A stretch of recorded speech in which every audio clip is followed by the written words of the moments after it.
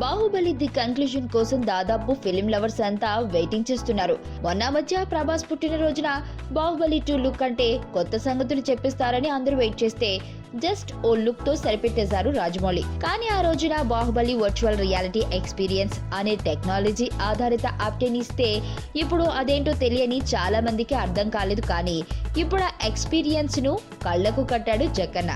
The sword of Baahubali పేరుతో ప్రత్యేకమైన virtual reality ఆధారిత వీడియోను వచ్చే ఏడాది రిలీజ్ చేయబోతున్నారు.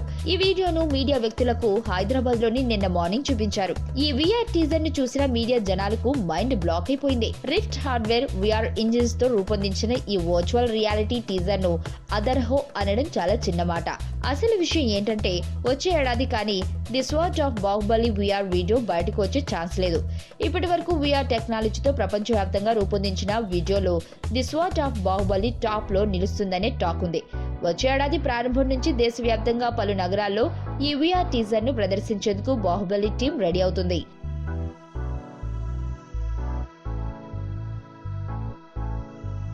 మరణం దేహానికే గాని ఆత్మకు కాదని భగవద్గీత చెప్తుంది. మనిషి బరువెంతున్న మరణానంతరం 21 గ్రాములు తగ్గుతుందని సైన్స్ చెబుతుంది.